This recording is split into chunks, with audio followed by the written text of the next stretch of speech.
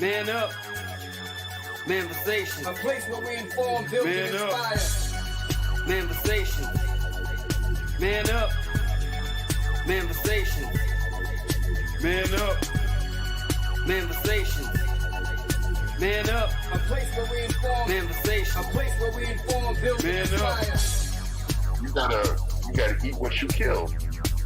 You gotta go out there. You gotta hunt for your meals. We all have that ability to connect with people, to be that motivational person in somebody's life. You gotta let people know there's certain lines you don't cross, and that there's gonna be consequences if you do. Man up. If you are an adult and you are in a relationship, that person's emotions are not your responsibility. Man up. Manversation. Man up. Manversation. Man up. Manversation. A place where we inform, build, and inspire. The devil, during slavery, destroyed the masculinity or manhood of the so-called Negro. No man. No man. Right now you got to be trained all over again to be a man. When someone is obligated to do something, it is binding upon them to do it. And failure to do it causes reaction. Man up. Position make you rich? I don't have that type of richness. My richness is life forever. If that people knew their glorious past, if that people knew their glorious past, if that people knew their glorious past, then they would be more inclined to respect themselves. I'm not saying I'm going to rule the world or I'm going to change the world, but I guarantee that I will spark the brain that will change the world. And that's our job, is to spark somebody else watching us. A place where we inform, build, and inspire. Manversation. Man up. Manversation. Man up. Manversation. Man up. A place where we inform. Manversation. A place where we inform, build, and inspire. You want to tell me about yourself? Go get your friends. I'll tell you who you are based on who your friends are. Don't just live and die. That's an ugly existence. Make your life matter. Make your life count. Live a life where people can actually mourn you for the things you left behind, not just because you were around and existed. We need strong black nuclear family. Yes. Yes. That's what it is. Mother, father, son, daughter, all in the same house with a focus on the family unit as a whole. We had Tulsa, Atlanta, New Jersey, Detroit. We had Rosewood. We had Black Wall Streets all over. The Republicans aren't for us, but the Democrats aren't for us either. And we should have no alliance to any political party. We only have alliance to what is in our own best interest. A place where we inform, build, and inspire. Manversation. Man up. Manversation. Man up. Manversation. Man up. A place where we inform. Manversation. A place where we inform, build, and inspire. At the end of the day, as men in the community, we must stand together and be counted, because people look to us for guidance, leadership, and protection. And if we are not about that business, we are not on our job. Here we have grown-ass man conversations in the spirit of that purpose. Anthony Malcolm, Bobby Drake, Major Gage. We are. This is Manversations 2020. Manversation. Man up. Manversation. A place where we inform, build, and inspire. All right, welcome to another week of Manversations 2020. Sorry for the delay tonight. Had a little pushback on some things that we had to do. It's election week. Major's not here right now, but hopefully he get to join in with us a little later. So we do apologize about being late this week. I know it's election week. Like I said before, a lot of people are out there concerned about what's going to happen in the next 2 days, which political party you're going to be happy for and which one you're going to be mad at, because where there's a winner, there's going to be a loser. So we don't know what side you're on, the winning side or the losing side. We don't know because the candidates haven't been selected yet. All right, the presidency hasn't been selected. So what I will say though is that if The Simpsons is right, if The Simpsons is on point, then we already know who they elect to be in that office. And so the other day, I'm not sure if you guys had seen it, but the other day they had ran some poll numbers, election numbers across with Kamala's numbers and Trump's numbers. And this was like some pre-election sight of what you saw. And from the poll numbers that they saw, according to what was supposed to be the election night, it had Kamala Harris leading over Trump. Now, I don't know who leaked that information. Not sure if it was done on purpose. Not sure if it was just something that they made up, whatever the case may be. But if we go back to The Simpsons and understand that a lot of things that came through from The Simpsons was true. The death of Kobe through the helicopter before he died, then that ended up being true. Then you had Donald Trump. Remember, Donald Trump got elected, was down the escalator. That happened. Yep. Then they had Donald Trump being in a casket. We already seen three attempts on his life on that. Maybe that one didn't go all the way through. Who knows? And then now you had this one. I don't remember that. So election night, I told you they had like a preview. Somebody let it out and it was like a preview.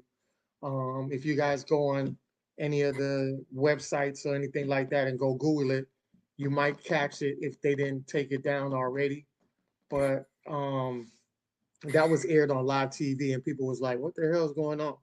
So this was from The Simpsons a while back. So they had Lisa Simpson running for presidency against this other guy. And then she ended up winning. She ended up getting the presidency. And as you see the pearls around the neck, as you know, Kamala Harris is, what do you call it? Chucks and pearls. The skiwi. Yes. AKA. Purple. You know, she had wore the purple outfit before. So, you know, it's all in the forms of lining up how they want. Because remember, at the end of the day, we don't run the country. The presidents don't run the country. It's the people behind the scenes that run the country. These people are just a representation of who they feel like is more suitable to get the message across to the people. So that's pretty much what it is. You're just picking your handler that is controlled by the people who run the world.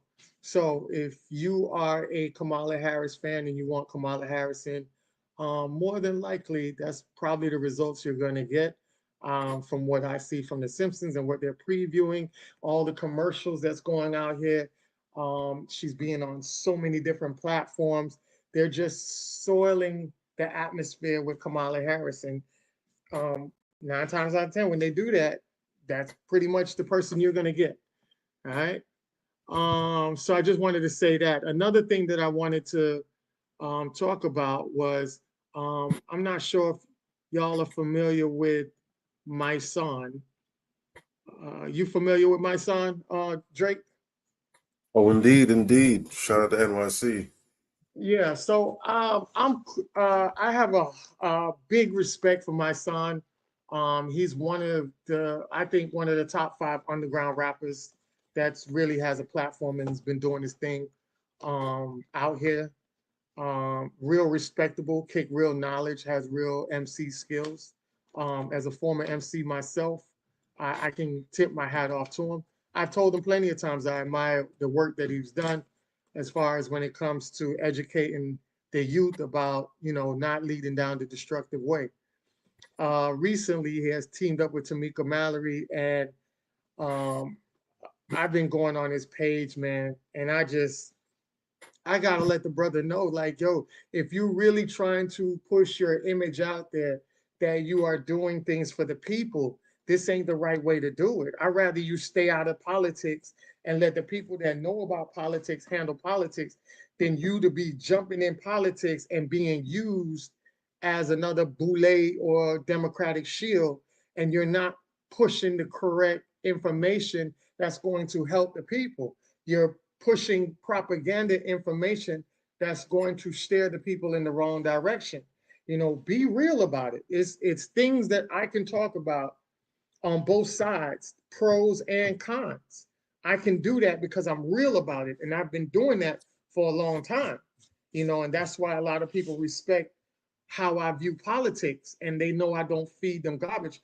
And I've also been working with a local politician, state rep, for 4 years, and got a lot of good stuff done because I was able to get that politician to start acting in an unapologetic way. And I think as moving forward, I want to take less focus off the presidential and start doing more focus on the local. I think it's time for us to flip because the presidential election is pretty much out of hand as we speak. And a lot of the things that's going on is by people that we're not unapologetically going up the chains of commands to get in that seat. A lot of those people up in the Congress need to get out of there. There's a lot of old folks that's in there for too long. And like I tell people all the time, the people that control the world they put money behind Republicans and they put money behind Democrats. They put money behind cheating for the Democrats. They put money behind cheating for the Republicans. All this is that you guys are looking at is a political theatrical theater. And if you don't understand the real image and reality of it, you're going to get lost and you're going to be divided and emotionally charged every election year. And because you're emotionally charged, that's how they get to navigate you in whatever direction they want. Because when people can control your emotions, they can control you. Even in your lower level of life, if your boss controls your emotions, if your friend controls your emotions, if your lover controls your emotions, they can control you.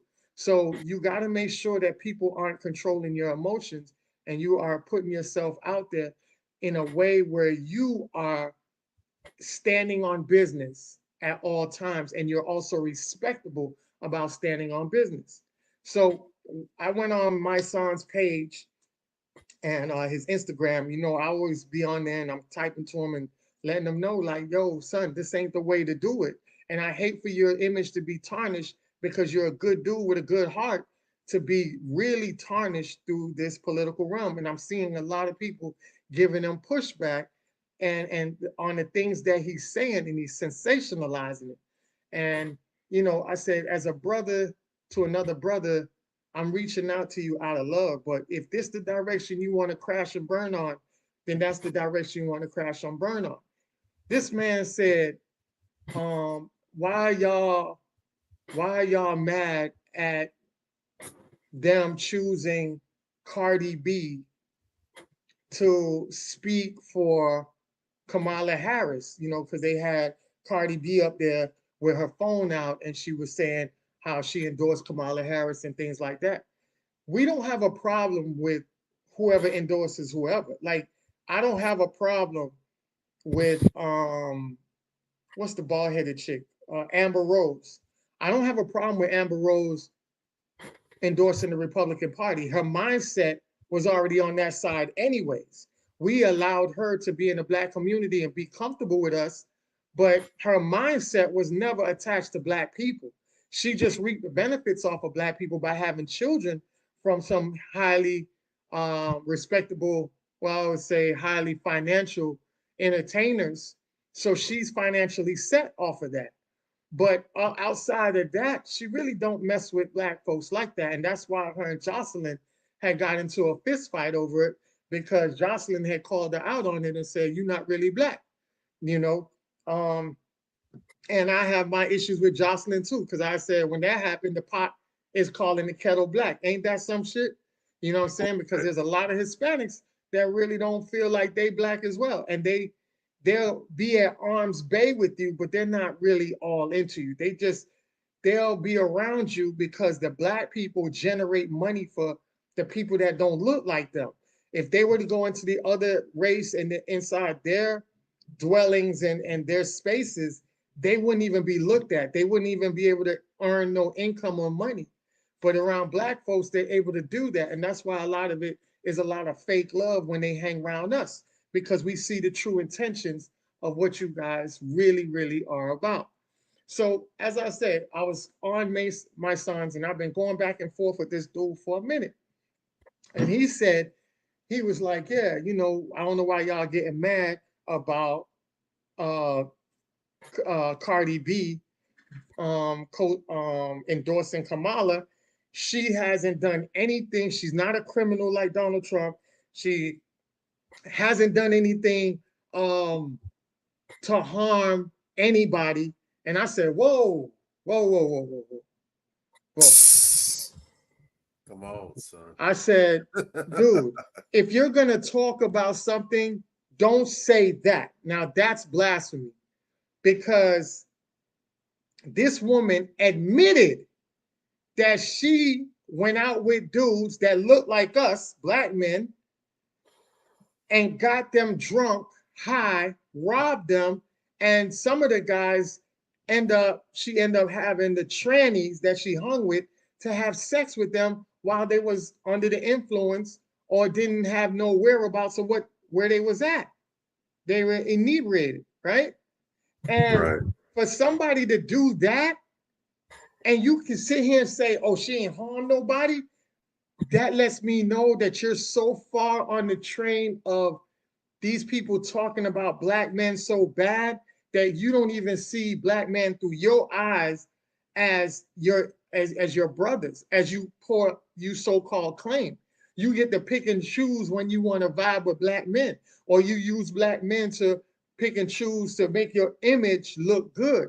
But you cannot sit here and prop up Cardi B as a black man and sit back and say that she hasn't done anything bad when this woman did not go to jail for her actions. We're seeing the littlest things that men do are being put behind bars. Matter of fact, when that came out, it was a lot of people laughing and co-signing that. Like it was a joke, it's a game. Whenever black man gets harmed, nobody takes it serious. You know, they had a video the other day where a woman was beating on the black dude, beating on him. And I looked at the video and I looked in the comments, and it was black women laughing. Oh, what did he do to her? Oh man, he deserved it. There was no story behind it. The girl just beat on the man because she was violent. And then when people found out she was violent, they still didn't have no sympathy for the black dude. Nope. And then people don't understand why black men are 3 times more likely to commit suicide. It's really that bad. It's really that bad. But I do want to say that when I went on this page, this is what I wrote. I said, harming anyone, she had sex, drugged men, robbed them, and got trannies to have sex with them against their will. Let's speak truth to power. That was my message to him. I got a reply back that we added a restriction to your account, and you cannot start or join live videos to after November 4th. So that let me know that right there, that's a political plot. That was censoring, because I was speaking truth to power about what was going on, and the bots or algorithms picked that up and didn't want that information out there and told me that I can't get on live to after November 4th. That says a lot, you know, and that's crazy to me. And I'm gonna turn it over to you, but I want to show this video of what I talk about when it comes to black men and how black men, you know, just aren't getting the just dues when it comes to them. They're not. All right. So I'm gonna let this man break it down for y'all. When you're stressed, if a woman can talk about what she's feeling what she's missing, what she's not getting, that will actually raise her estrogen level and her stress levels will go down. Now, if a man is stressed and he talks about his feelings, his stress will only increase. That's a big aha, because every time a man is stressed, he'll stop talking. And when he stops talking, women panic because they don't know different. And they want to go in there. What are you feeling? What's going on? And if he starts talking, he'll just feel worse and worse and worse. And if he's a little frustrated with her, annoyed with her, and he sort of backs off, he's mulling it over in order to let it. All right.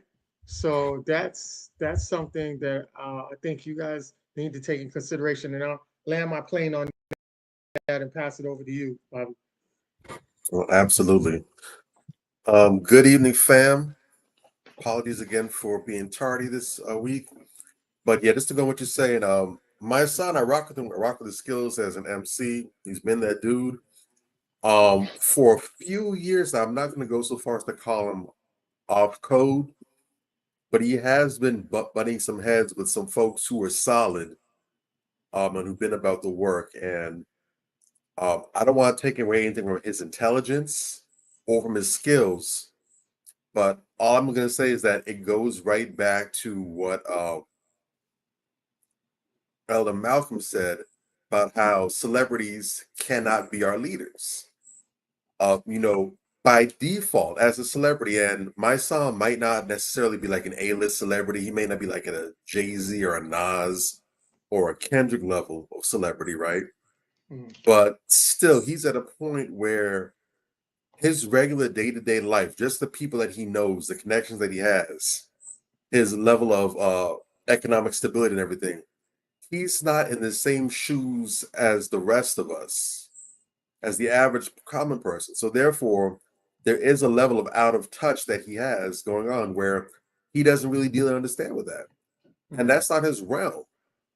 Yeah. So, the fact that he's out there talking about how, what's the harm? Cardi B is this, that, and the third. Like, bro, you know so much, but you also know so little. And in moments like that, it becomes embarrassing for you. Just the fact that you even co-signed that. I literally saw a video where several months ago, you have Cardi B talking, she's on live or whatever in her home. She's dressed all comfy, like she's getting ready for bed or whatever.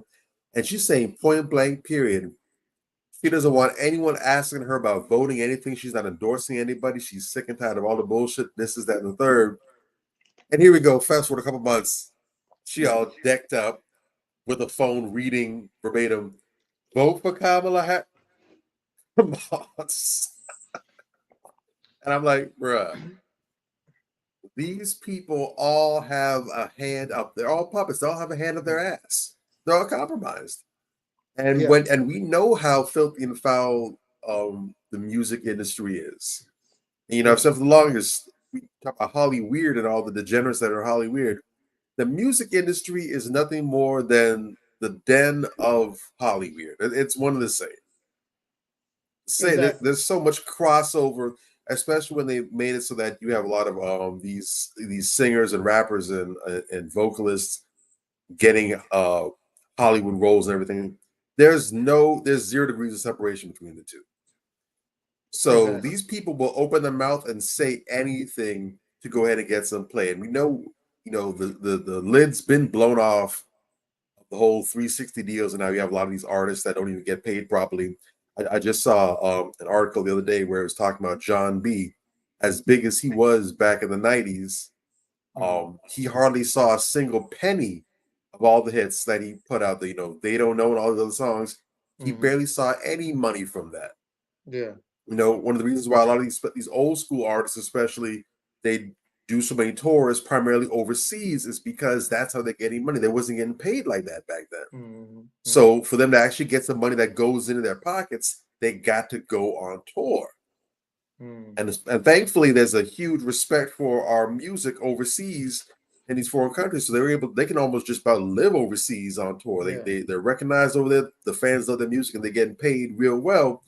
Cost of living is also lower out there. So the money that they're making out there also goes a lot further. That's why some of these artists, they stay out the country all the time because they're getting paid and they're paying less over there. Yeah. So when you have people basically that's determining how much you're even able to eat, you know, you're blown and making people millions and millions of dollars, and you barely get making a value menu money.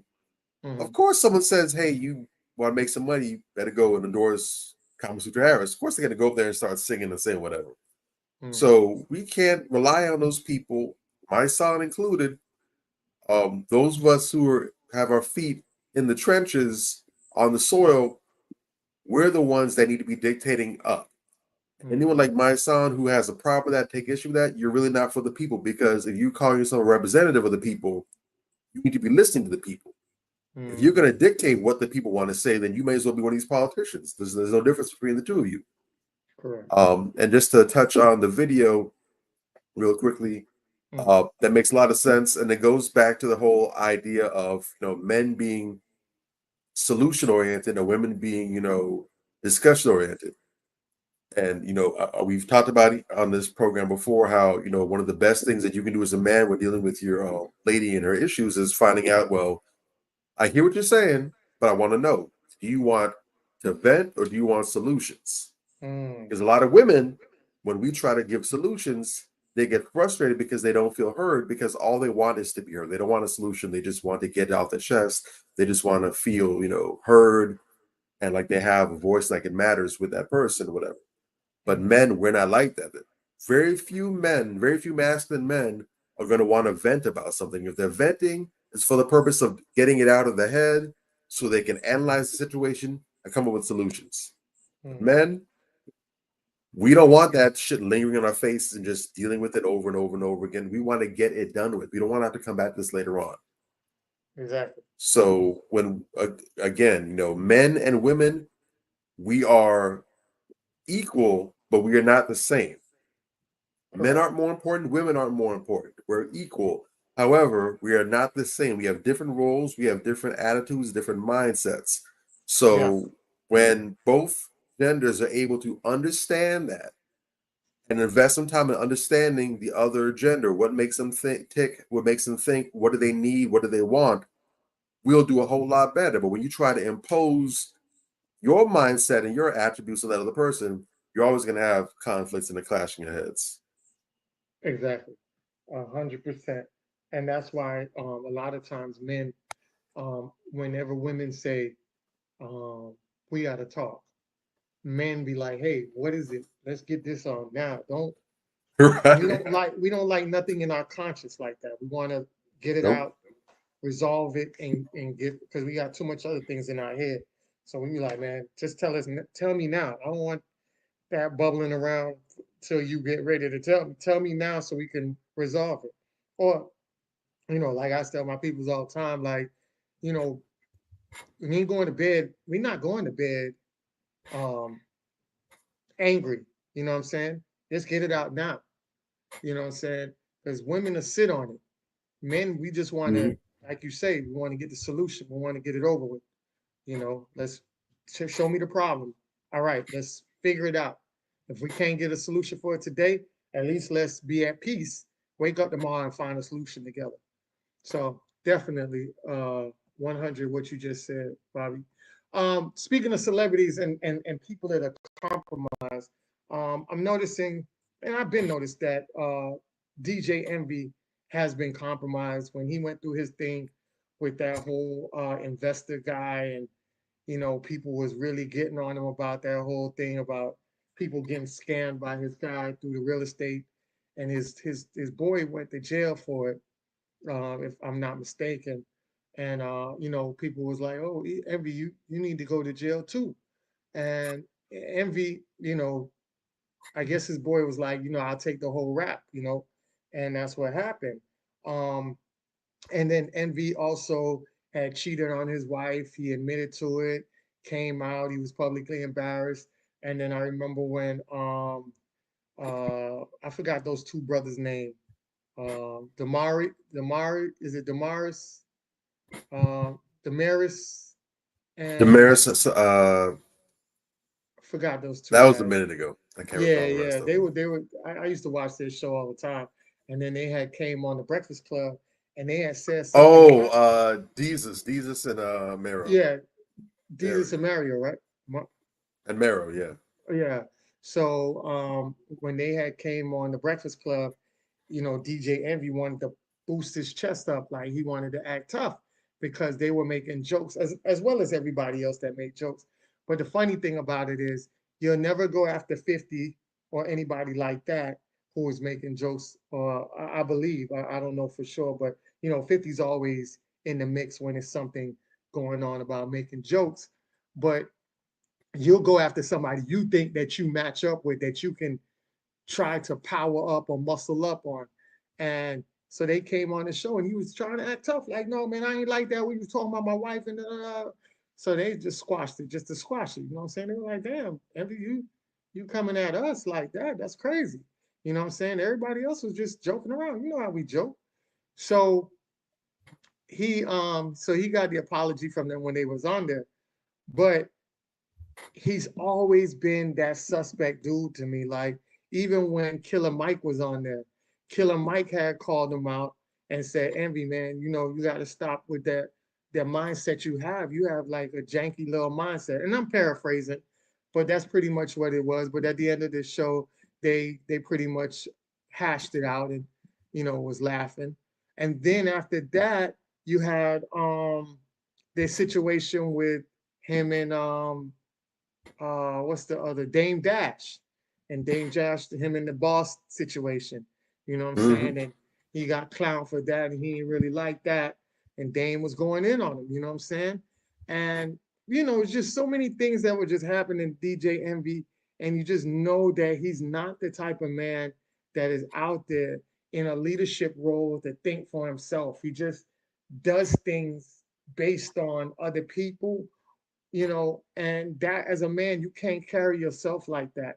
You're going to fall hard because as a man, you are the leader of your castle.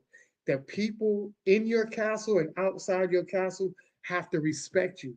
If you don't respect nobody inside your castle, then how do you want people outside the castle to respect you?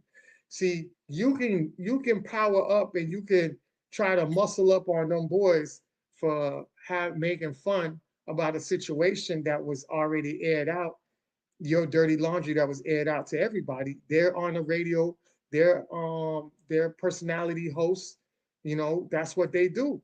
No different than Conan O'Brien or all these other different platforms that get the news, daily news or whatever happens, especially with celebrities, and they air it out and they make jokes on top of it. Nobody's exempt from that. Surely not you, DJ Envy. But when you had Envy, when you went out there and you cheated on your wife, you stepped outside your marriage and you almost lost your wife and family behind it, how do you expect people outside of that to respect that? So you can't get mad at you blemishing your own family and then people highlighting the blemish that you caused on your own family. It doesn't make sense. That's why we use this platform to tell guys all the time, make sure you're walking on the right path. Make sure that you are standing on business as a man. If you ain't out here doing no funny fugazi shit and out here, playing these little boy games, if you're a certain age, we expect you to act that age. We expect you to lead in that way. That whole growth, man, you're supposed to be at that growth point at a certain age. And at DJ's Envy age, you would expect better. I expect better. And if I was Charlamagne, I'd be checking him every day on his bullshit. So I say that because I don't know if you've seen, but Halloween has just passed. Halloween is going on right now. And you had DJ's Envy's daughter had made a music video, a rendition of Lil' Kim's Crush on You. Not only did she do the video of Crush on You and all the obscene lyrics behind Crush on You, because it wasn't no clean version to Crush on You. You had this little girl inside this little bathing suit like this. This is crazy to me. As a man, a head of the household, for you to authorize this, that's crazy to me. And if you was a person that, even if you felt like that was cool for you, then why was this displayed for the world? Why was this not a home video for your family if y'all enjoyed this? Because it says a lot, not only on Envy, but as a mother too. You want the world to see your 9-year-old girl dressed like this, talking raunchy like this? And I'm so glad that so many people are coming out, especially this dude came out and Hey, he rips Envy and he says, you know, the host for posting 8-year-old daughter's vile Halloween video. You are one sick piece of shit. Like, that's crazy to me. And he's right. As a man, dog, you don't do that type of shit. You don't display that type of weak leadership. You already displayed the weakness with your wife, and now you're displaying the weakness amongst your children. That's crazy to me. And you deserve every backlash that you're getting on that. And I really hope that when I turn on the radio tomorrow, that Charlemagne gives him Donkey of the Day, because he deserves it. And who better to give you Donkey of the Day of a dude that y'all are so-called friends? And that's what real friends do, call you out. So if you got all these strangers calling you out, I expect the people at the Breakfast Club to call you out, and I expect you as a man to step up and acknowledge the bullshit leadership and apologize for it. Not only apologizing to you and your family, but apologizing for that image out there for the world. You are a celebrity. Whether you like it or not, you're a celebrity. And your family is a celebrity, part of your celebrity as well. When we look at LeBron James and we see his sons and we see his wife, that's part of his legacy, and they're all part of celebrities as well. They're all celebrities. But the image that LeBron and his children display exudes Black greatness. And you should be on that same level, exuding that for your family as well.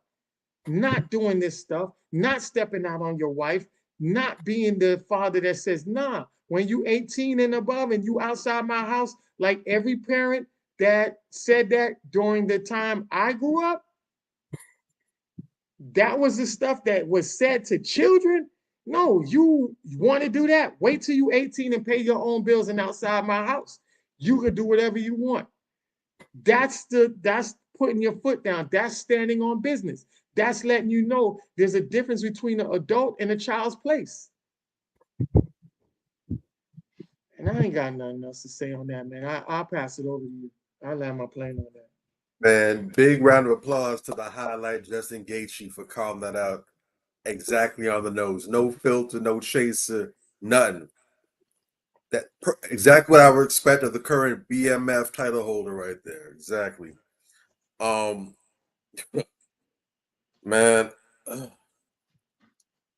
I heard about the video. I didn't see it initially. I heard about it. Some of my fellas, we was chopping it up in the group chat, and then someone mentioned DJ Envy popping. It's like several messages popping. Looked to see what the conversation's about. And like, what's going on? And they mentioned that they said what he did, but they said I saw the video, but they're not going to share it because it's just disgusting. I'm like, based on what I heard, I'm like, I'm going to take your word for it. I missed, and I think it was either earlier today or yesterday, I accidentally saw a piece of the video. It was something like there was no context to the video, just started playing. I heard the music, and next thing I know, I see a child dressed up like Lil Kim, like, the hell is this? And I'm like, oh, this must be what they were talking about. I'm like, Jesus Christ. And initially I want to cut it right off, but it was like one of those train wrecks where it's like, I see it, I want to look at it, but I can't, because it's like, is this really what I'm seeing? Like, can it really be this bad? It's like, no, yeah, this is exactly what I thought it was. I couldn't get past 20 seconds. Janae, what's up, mama? What's going on, Janae? I couldn't get past 20 seconds of that, and all I'll say is, I'm not surprised. That feels like something exactly out of DJ Beige Rage's wheelhouse. Every time I see this dude open up his mouth or talk about something, he's almost always on the wrong side of the issue. Yeah. Always. like you said, Dame Dash comes through, talk about ownership, business empowerment, especially for our people. Here come this clown defending having a job. And again, not that there's anything wrong with owning a job, but I mean, it's common sense. Owning and running your own business, your own, or that example that he gave, owning or running your own radio station where you show up, no one can put you on, you set your own. Yeah, DJ Beige Rays. You know, no one can set your airtime or whatever versus showing up and clocking the job. There's no comparison. Yeah. That's like saying, would you rather be a millionaire or a thousandaire? Yeah. If that's even an option for you, something's wrong. Don't be salty because you're not. We already know one side of it. Let the man educate us on the other side. Exactly. And then you know, every single time I really lost respect for. I didn't have a whole ton before, but I really lost respect with them with these and Mero. Because those two are some Sambos on the low. But like you said, the way he situationally shows when he want to pop, these two dudes, they're some funny dudes. They're comedians. Yeah. They ain't street dudes. Yeah. All right. But you want to go ahead and puff your chest out and talk all that rah-rah like you're going to do something. Man, call up Birdman on the phone and with him. I want to hear you talk like that. Birdman, you were like, yes, sir, no, sir. Can I be excused, sir? Can I use the restroom, sir? You were on your P's, Q's, elemental P's, and all that with him. But you want to talk rah-rah to two funny dudes that you know can't bust a grape in the whole fruit fight. Exactly. No respect for that clown. And like you said, completely leaves his family exposed. No coverage for his wife. Yep. No coverage for his children. I'm going to be harsh about it. I'm not going to sugarcoat nothing. You are a disgrace as a man, bro. Exactly. You're a failure as a husband. You're a failure as a father. You are a failure as a man. Correct. Completely dropping the bar on safeguarding your family. And then on top of that, with that whole real estate fraud shit that you messed up in, that's something that could have had your ass locked up on top of that. So then you would have been out the picture as far as being able to safeguard your family financially. Bro, you are a walking, talking liability, man. Exactly. That is crazy. That is you a liability. He should be Donkey of the Week if we're being honest, but I have very little. I that's way too much expectation. I wouldn't expect Charlemagne or Leonard, I should say, to go ahead and call him to the table accordingly. I wouldn't expect that. It should happen. I wouldn't expect that. I wouldn't hold my breath on that. But yeah, I was just disgusted when I saw that, and all I know is I saw some people trying to defend it, and when I looked to see who the people were, it made sense. All I'm going to say is tribe attracts tribe. I'm going to leave it right there. All right. And I just want to show you this video of somebody else calling him out on it. And his sister did a phenomenal job calling him out on it. And his sister is married. So you can't really say nothing. She married. She might be Indian, but she's married to a black man. So check her out. And him and his wife have the combined IQ of a doorknob, because what DJ Envy is a waffle colored pimple, and him and his wife have the combined IQ of a doorknob. Because what do you mean you're going to put your minor child in a Little Kim inspired outfit from the Crush on You music video while she raps along to I'll be undressed in the bra all see through, why you count your jewels thinking I'ma cheat you, the only one thing I want to do is freak you, and she looks no older than 10 years old while she raps along to those lyrics, even though your grown wife could have been Lil Kim for that music video. I digress. You put your minor child in that music video and then thought to post it on your Instagram, in your TikTok, and thought it was acceptable.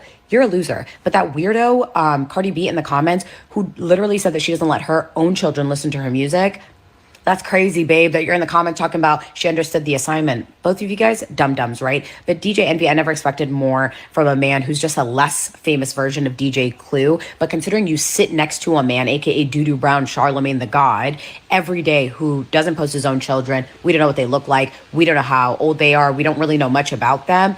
Clearly, you know, basic concepts which you struggle to get on the radio every day are hard for you to possess, but maybe you'll get this. Take that inappropriate video of that child down, because in all honesty, you're a disgusting person, and that's not.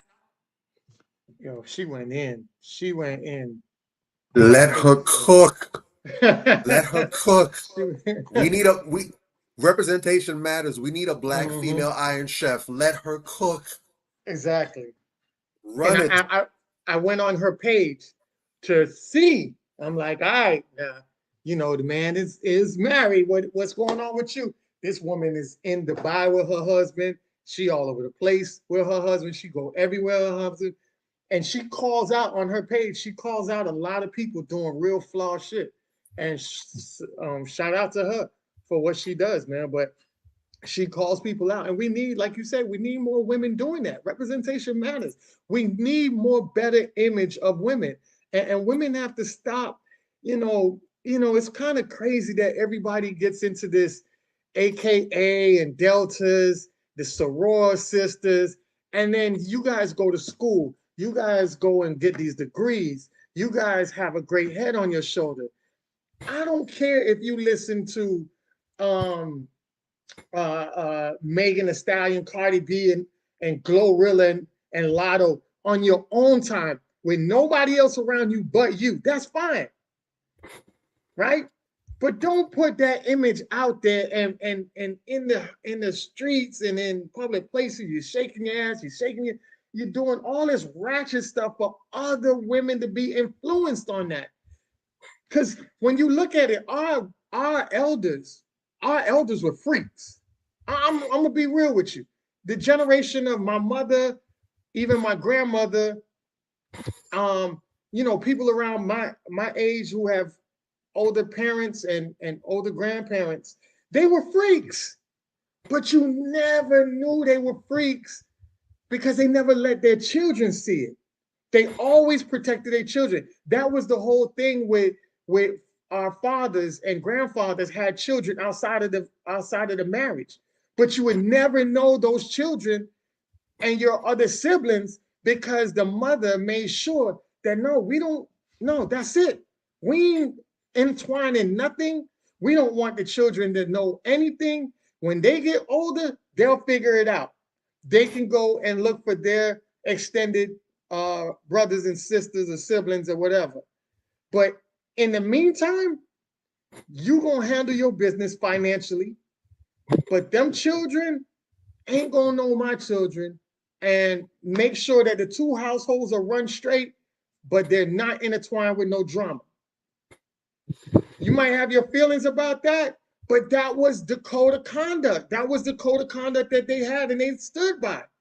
We don't have no code. Like, it's like we intertwine our righteousness with our ratchetness in public. Like, that's crazy. That was the whole essence of people saying, I want a lady in the streets and a freak in the sheets. Because yes, when you see my lady out there, she conducts herself the right way. But when she's in the bed with me, oh, she's oh so nasty. She's Rick James freak nasty. But you would never know that by watching her walk up and down that street, because she carried herself like a lady. She exudes nothing but feminine energy. But when she comes inside that house, man, I got another pole dancer, another porn star. And nobody knows that. And the men back in the day never told nobody, not their friends, not nobody outside the realms of their household, how good their woman's loving was or anything like that. Now you get down to this level of society, and as soon as you hit, everything that you done did in the bedroom is outside in the public. And now you wondering why people are at your old lady or at your old man. I just seen a video the other day where this guy was talking about how his friend was talking about how good it was. And then when his friend got locked up, he went and knocked up his damn friend's baby moms. So now both of them have children from the same woman. His homeboy is locked up, but while he was inside jail, he was telling his homeboy how good his wife was. That man said he went outside. When he got out before the dude, he went to go find the man's, because he was so friendly with all the information. The man went to go pick up his wife, his baby moms, and he said, "Yeah, your boy, inside the jailhouse, you know, we was friends and everything. He told me to come take you out. That man took her out, got her drunk, started getting paying some of the bills and giving her gifts and things like that, and end up getting her pregnant. He ended up smashing because she was so comfortable, because this guy used to talk about them all the time when she used to get phone calls from jail from her dude. So it wasn't like she didn't know this guy from a can of paint. She knows the familiar she knows how familiar she is with him through her dude.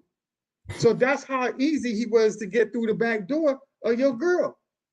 And now, because you talk so much in jail, that man got a child from your baby mama. So now y'all got to see each other on and off for 18 years.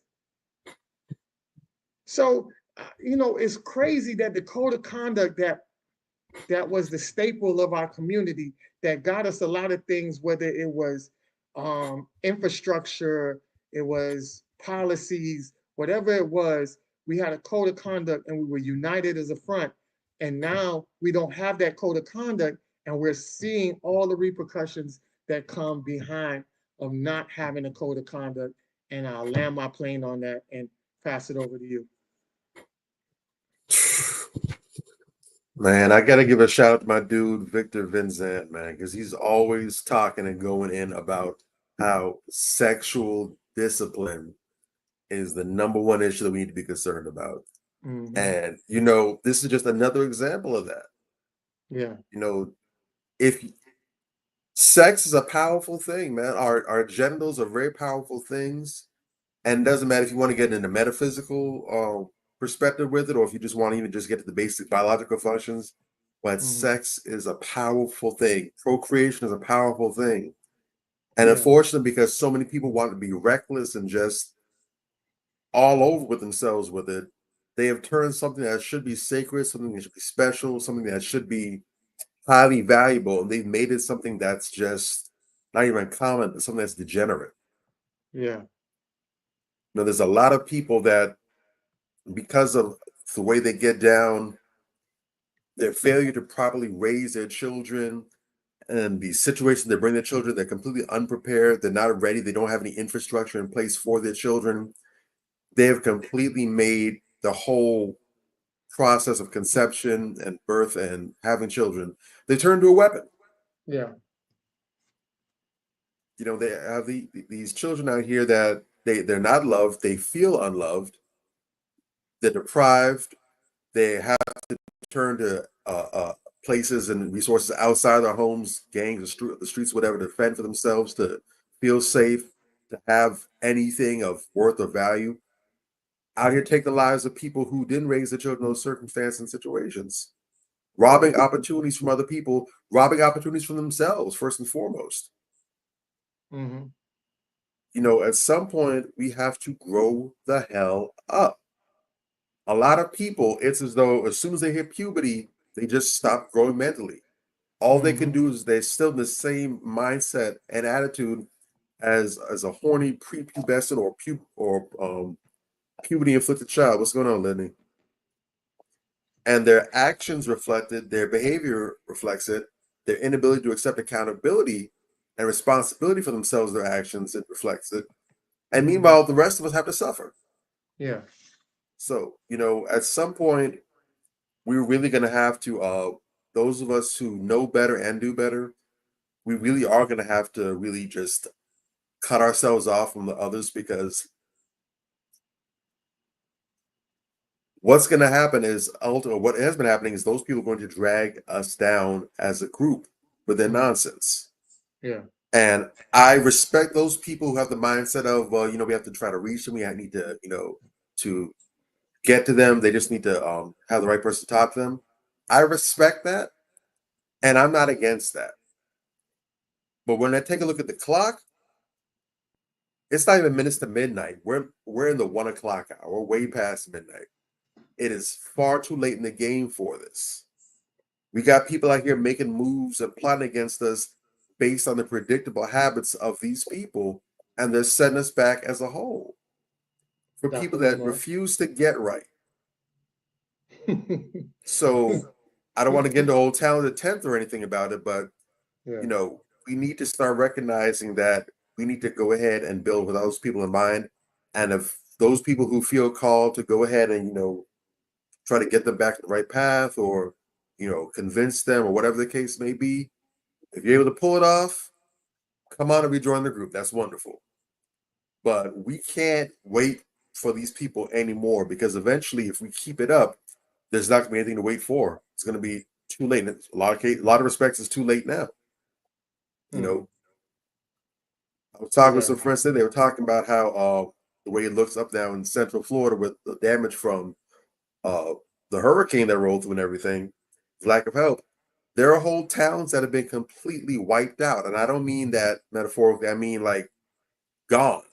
Yeah. You know, I have a coworker who she has some family from North Carolina, and there's a town that she mentioned, and I know because there was a place I had looked at for real estate purposes a few years ago. She said the town is completely gone. It was like flooded entirely. And you know, talk about how these people, you know, they make these plots and plans based on certain things. They understand the probability of certain disasters or what will happen if there's a fire, if there's a flood or whatever, and they make plans to go ahead and capitalize off the insurance. And then they double flip the money, and then they go ahead and sell the land that they had, and so they're making money two ways. And they go and buy property elsewhere, and they rinse, wash, repeat. That's what they did up in Detroit. All those people that own the property up there, and then when the economy collapsed out there, they're able to buy buildings up for nothing, for pennies.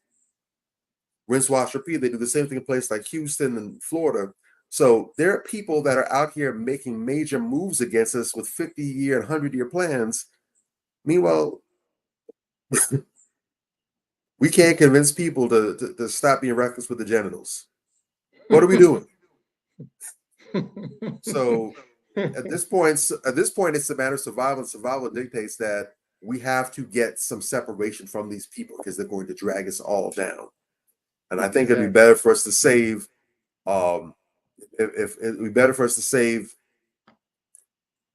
20 out of 100 people, that's what it is, and to lose everybody because we're trying to wait for all these people that refuse to get right and take the threat seriously. Correct. And that's the thing. Like, we're in an era now where it's more of this, right?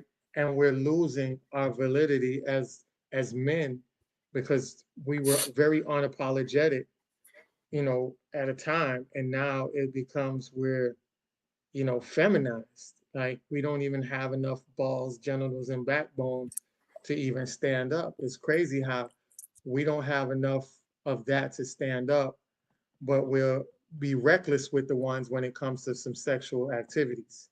You know, it's very, very crazy when it comes to that sense of how it goes. But I did like this couple, and I do want to show this couple real quick. All right, so we have this couple here, very, very, very attractive couple. They've been married for a good while, and they decided to bless us with what we should, you know, a list of things that would probably help people who are in the phase of marriage or are going to that, just to drop some gems and knowledge. So it says why marriage won't last when both parties are ignorant as to what marriage is. A crucial insight. Ignorance about marriage can lead to unrealistic expectations, misunderstand roles and responsibility, poor communication, unmet emotional needs, and incompatibility. Common misconceptions about marriage. Marriage is a fairy tale. Love conquers all. Marriage is 50-50. Partners should read each other's minds. Marriage is a destination, not a journey. Essential understanding for a successful marriage is a commitment. Communication is key. Conflict resolution is necessary. Emotional intelligence is critical. Marriage requires effort and growth. Keys of marriage to understand: financial management, conflict resolution strategies, emotional support and intimacy, parenting, family and planning, personal growth and development. And consequences of ignorance can be divorce, unhappiness, resentment, infidelity, emotional distress. To build a strong marriage, educate yourself, books, worships, counseling, communicate openly with your partner, set realistic expectation, foster emotional intelligence, cultivate a growth mindset. Remember, marriage is a journey, not a destination. Additional tips: define your marriage vision and values. Establish clear boundaries and expectations. Practice active listening and empathy. Cultivate gratitude and appreciate. Prioritize quality time together. And shout out to John Powell and Jacqueline Powell for sharing this awesome insight. And these are the two right here that I showed earlier. Putting together that great knowledge of information. Shout out to them. And I just want to play this video real quick, and I'll pass it over to you. Get it. After work, he can get it. After dinner, he can get it. In the morning, he can get it. Before the gym, he can get it. That's my man, so he can get it. Before church, he can get it. After church, he can get it. Thank you, Lord. He can get it.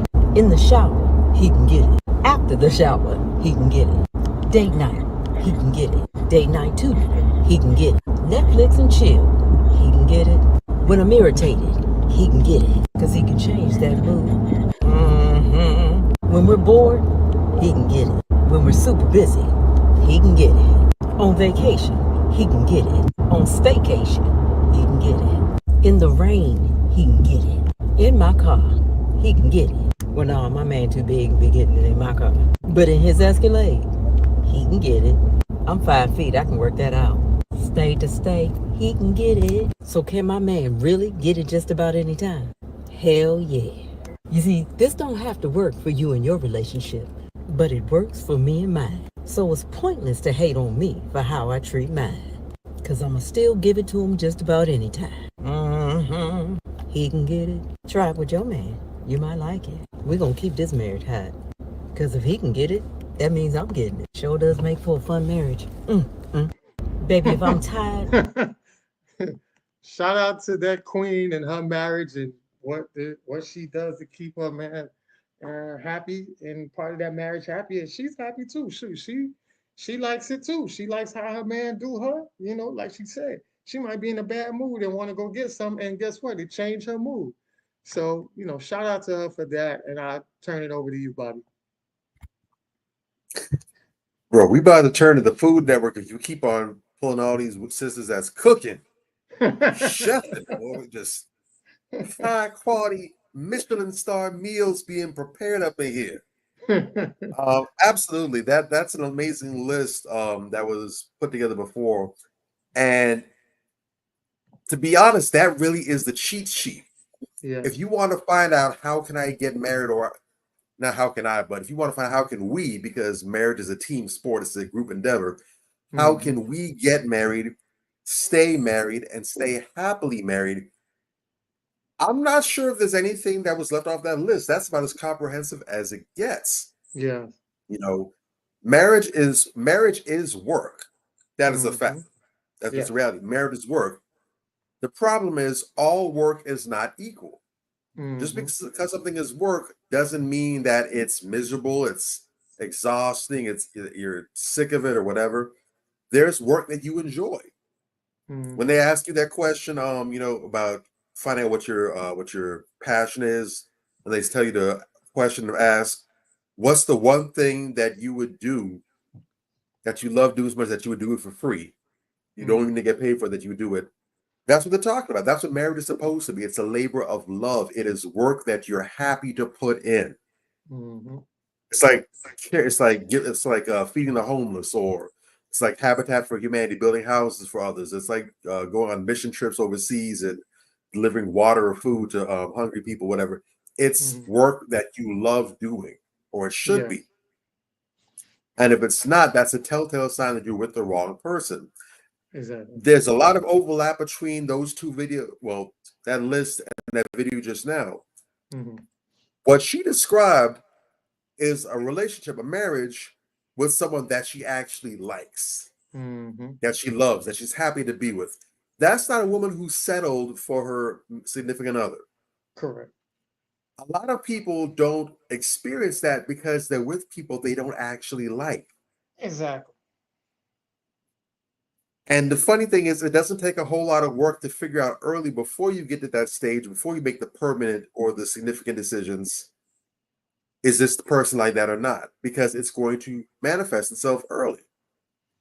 One of the things that I like on that list is, and because this is something that I've been pushing for the longest time in all respects, is but not overlooking things like reading books, attending workshops and seminars, couples counseling.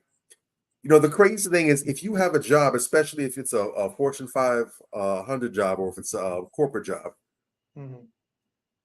if it's a skilled job as well, where they require certifications for your job, they have I believe it's CEC's continuing education credits, where every so often, it could be every year, it could be every several months, it could be every few years, but you're required to go and take some classes. It could be classes, it could be seminars, it could be a workshop, whatever, but you're required to basically do certain things to keep your knowledge updated and fresh, so you're still effective in your role.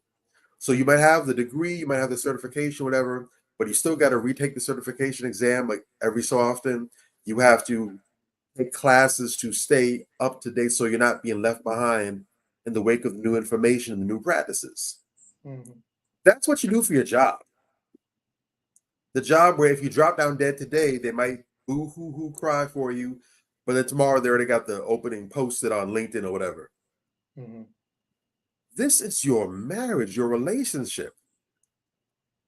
This is the work of a lifetime. This is the work that benefits your children, your children's children. This is this person that's going to be, this is your ultimate coworker. This is the person that's going to look in and check after you when you're sick and take care of you. This is the person who safeguards you, who protects you, who keeps you company. They're with you in your good times and your bad times. There's no work more important than the work in your marriage. Mm-hmm. So for you to feel that you're at a place where, okay, we got married, well, you know, we don't need to do anything. We don't need to learn new best practices. We don't need to find new ways to keep things spicy in our relationship. We don't need to learn how to communicate better, more effectively. We don't need to learn how to develop emotional intelligence or all the other things. No.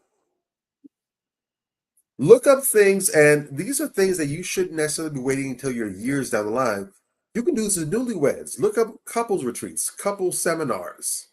Look up some tantric massage. Look up a massage class, cooking classes, therapy classes, whatever the case may be. Find things to get the latest and dated, freshest information and new insights that you can take in and strengthen your marriage, man. Mm-hmm. Marriage is supposed to be fun. Exactly. All right? This is the person with, like you said, in the car, they can get it. In the closet, they can get it. Wherever, whatever, they can get. This is the person that you're able to be your best self with, or you should be able to be your best self with. Invest in that, man. Mm-hmm. You know, a lot of people are just dead.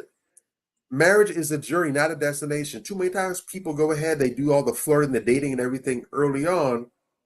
And once they get married, they stop. They let themselves go. She used to have that stomach right.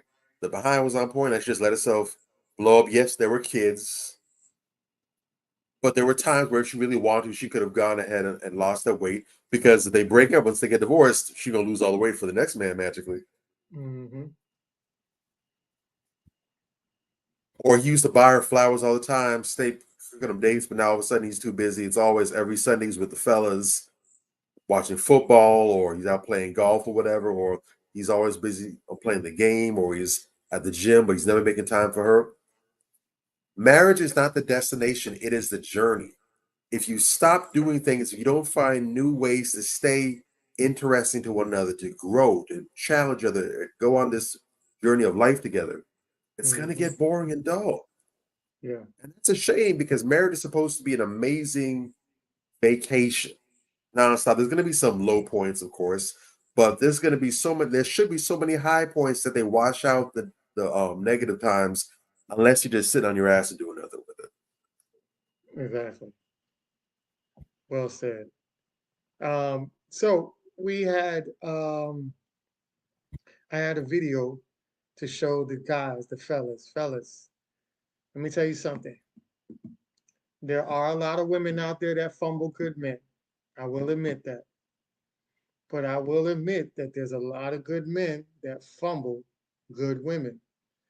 And I'm going to show you the effects of what happens when you fumble good women. All right? Give up on a lot of times. We'll give up on a woman that has 80, 85%, 90% of what we want, only to be with somebody that has 10 to 20% of what we want. Boy, I felt that, boy. You don't see me tearing up? But that ain't funny, man. Do me a favor. I promise I ain't gonna cry. But bring that back one more time. We get mad. Here come the 10 to 20. I need that. I promise you ain't crying. These are tears of joy. And I don't know if women do it. I can't speak because I don't know how you guys think. But I'm just telling you how a man will think, how I thought. Hey, boy, that was a good one, boy. It ain't even Sunday, but you preaching though. Shit, got me crying. Shit, fuck. Wrong. Yeah. So I saw this on somebody had posted it on their page, and I said, I'm gonna take this video and I'm gonna talk about it tonight. And she was like, well, I mean, it's not really much you could talk about it because it's powerful in itself. And I said, the message is powerful, but you have to elaborate a little bit more on it than to just have it for face value, because I cut it off because he got to the point where he just wiped his tears off and then they went right back into another part of the segment. And I felt like it kind of did injustice to bring something like that during a segment without elaborating a little bit more on it and give some real context details of, why is it that you crying like that? Because you can sit here on a public platform, as big as the platform is, and say, yeah, man, that's powerful, you preaching. But how many times people go to church every day and go back out and do the same BS that they did before they got the message? Is the message retaining to you? Is the message changing you? That's the big deal about the situation, not hearing it. And like I was telling her, I said, yeah, people will hear it and they'll go in one part of the air and out the other. But as men, you can't be an Ocho. He's crying and he's telling you this tears of joy. No, that's not tears of joy. That's tears of hurt. And it's tears of guilt, because you went through your whole life running through women, running through money, because you got the stardom. The money made you exactly 10 times what you were when you was in the streets of Miami. And you know what's so revealing? I saw in a post the other day, and this really bothers me about married women, right? There's a woman by the name of Tanya Clark. You know who Tanya Clark is, right? You seen her? She's a married woman, but she makes content off of throwing men under the bus. I've probably seen her stuff or probably know her face, but the name isn't very good. I'm sure I have. Yeah, you've seen her. You've seen her face. You've seen her content, because I think you had commented on her stuff before. And I know my other homeboy, Terrence, had commented on her stuff. But what she does is she's a backhanded feminist, meaning that she panders to the women and then tries to put in little things to make it seem like she don't cater to women by throwing the little things here and there about men, having good men and all this other stuff. But majority of her posts is geared to throwing men under the bus, always saying something negative about men. There was another woman that I had put her in her place as well, and I can't remember what her name is, but now they both share each other's posts because they're both on the same page and wavelength. And that lady, she had unfriend me because I was getting on her. And what I realized, this is what I realized. The other girl wasn't married, but she benefits from simps. This woman is married, but what she's benefiting from is throwing men under the bus to get a Facebook paycheck, because she panders so much that she has a high influx of fan base to now where she starts arguments that creates an algorithm and traction that now garnishes her towards getting a paycheck. And now she's spreading this to other women, and women are getting on board with this. The problem I have with this is you're sending the wrong message for a paycheck. And one girl I followed, I wanted to see what hers was about, right? I found a girl that was on that same stuff too. This woman right here, all right? So this woman right here, you read this story? I think I sent that to you earlier. I sent that to you earlier today. Oh, you did? I just bumped that earlier. Yep. Oh, okay. So I went on her page, right? And this is what, when I went on her page, this is what she had put out there. She said, somewhere out there, there's a content creator ruining their reputation for a 10K bonus. She says, y'all don't respond to the positivity. I tried that way, laughing out loud. Because if I sit here telling y'all that me and my baby daddy doing great, actually, he's doing complete 360. He is listening to the needs and wants nows, and his actions are speaking louder than his words. He's working hard and providing this for his family. He's working on being a better man for me. We are going to couples counseling and all. Y'all ain't trying to hear that though. In a way, I feel her, but in a way, I don't. Because you're out here putting stuff like this out. I think, is it this one? Hold on, let me see if it was, no. I think it's this one. You mean the story about her, but yeah, hold on. I think, which one is it? Yeah, it was a story about her baby dad. Right, here you go. About the dude that she passed up, yeah. Yes. Everything I thought I wanted in a man, he would always send me flowers just because, which is the type of stuff that I like. I'm a sucker for princess treatment, laughing out loud. So I was loving that we would talk on the phone and text all day long, and his messages were always paragraphed. So I was intrigued at first. Anyways, about a month go by and finally go on a date. He sets everything up, just told me to be ready. You know, that whole be ready thing, that fantasy, be ready by 9, let me pick you up. Oh, that's a real man.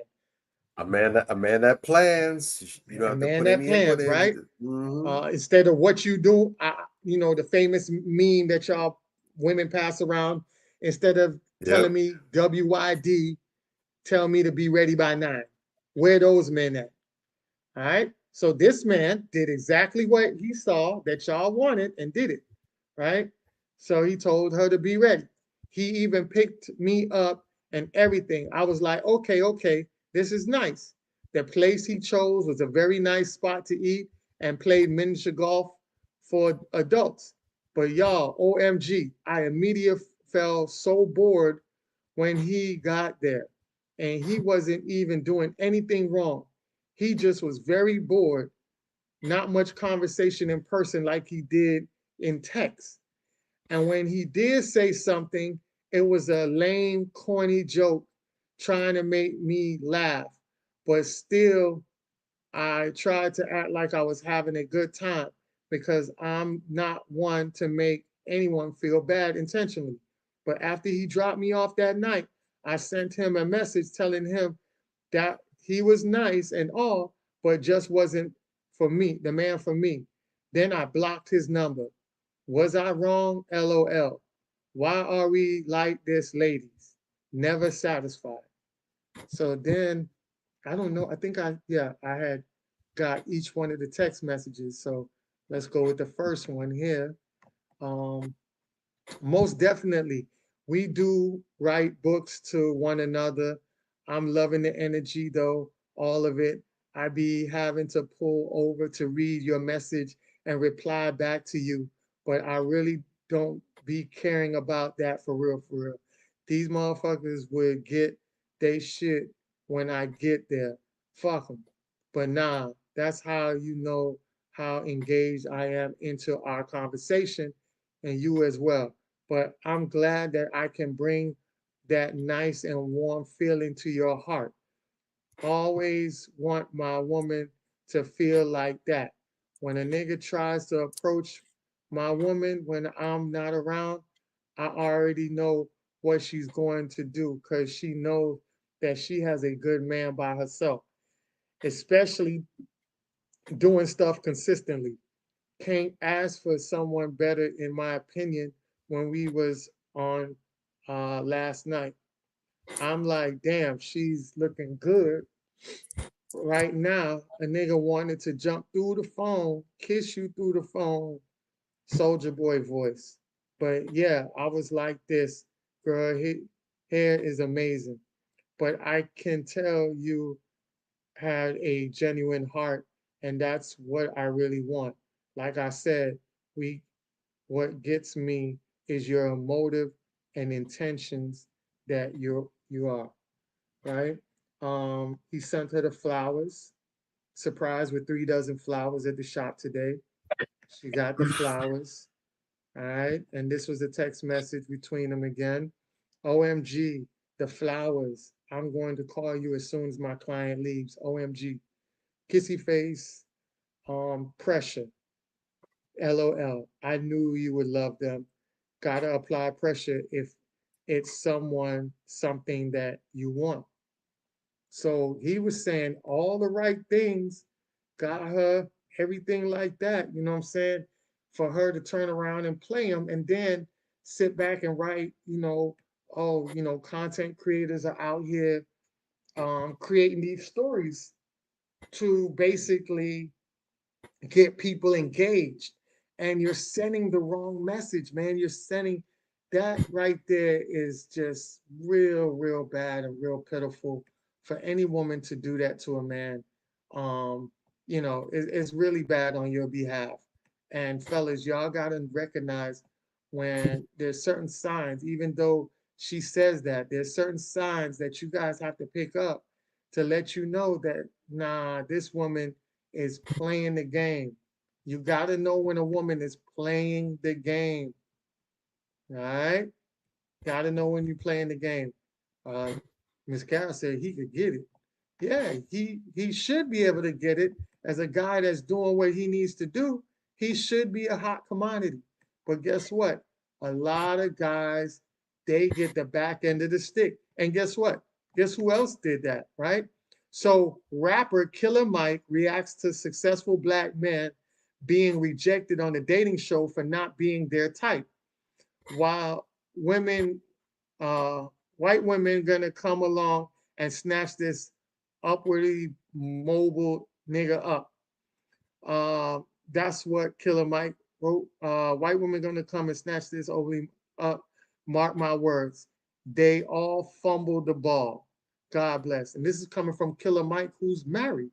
This is a married man saying this. Oh. All right. And we've talked about that so many times on this show about the dating show that's Pop the Balloon and the Kendra show and all that, where women are just fumbling men left and right, or they have high expectations that they overlook the real guy that's meant for you. Every guy that's going to be good in your life is not over 6 feet. Every guy that's going to be good in your life is not gonna have money is not always have money like that. That's just the reality of it. Think about the movie Temptation, where you had the guy from what was the young boy that all the women were going crazy for? That was from Meet the Parkers. Not Meet the Parkers, Meet the Browns. I think it was Meet the Browns. Was it Meet the Browns or? I think it was Meet the Browns. The young boy, oh God, the chocolate dude, man. He was. I didn't really watch the show too much, so I can't. Recall. Yeah, Temptation. He was the husband.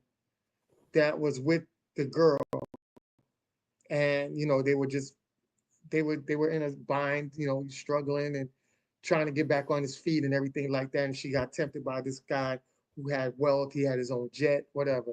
And she fell into temptations, thinking that was a better option for her.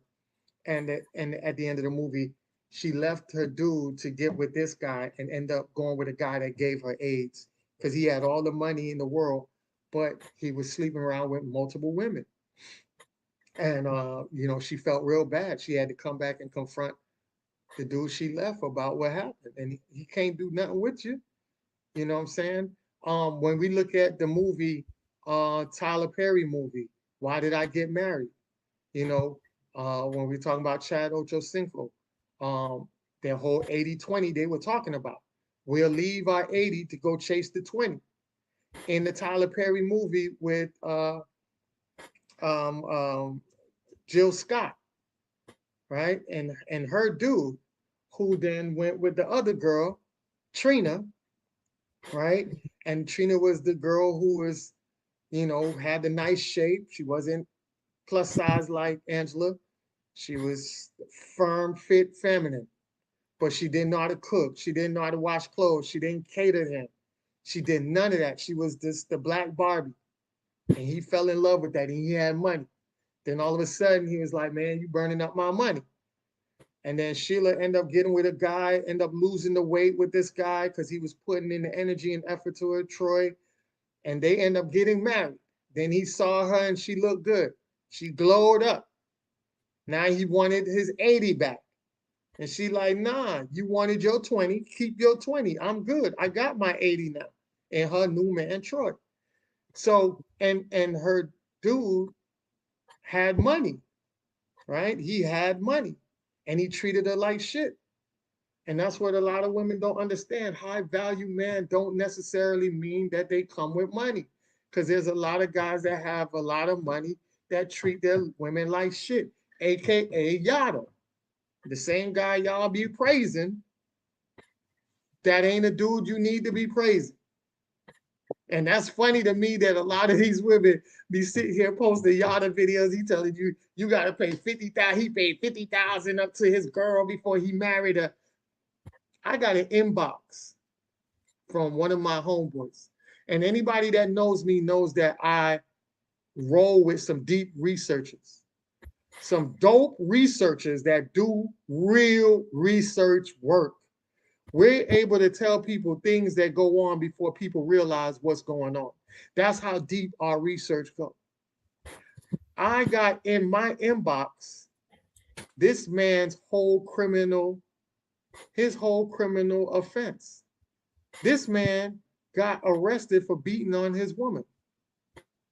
And from the arrest records and from what it looked like, allegedly, it looked like the woman he's with now. So he's getting the money, and it seems like he's probably bribing her back for all the hell he put her through, because now he's tapped into the pandering side where he's making money now. Because Yada isn't somebody that just came around the other day. Yada been around. When he was out here telling women stuff, y'all was like, who the fuck is this short dude telling us what the fuck going on? He never told you about no woman or nothing like that. You ain't know nothing about his wife. You know what I'm saying? And people don't understand. And there was this one girl who posted, and I said, sister, don't just take people's message and post them without knowing who you posting that message from. Because if you do your research, you'll find out that you'll want to take this down.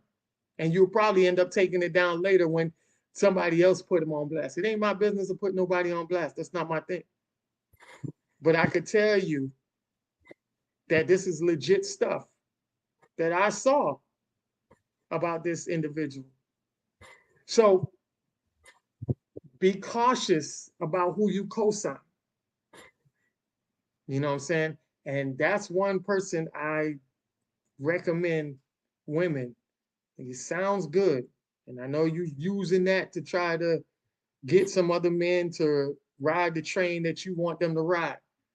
But that is going to turn around and kick you right in your butt because of who is the person posting that message. Stay away from these pandering dudes.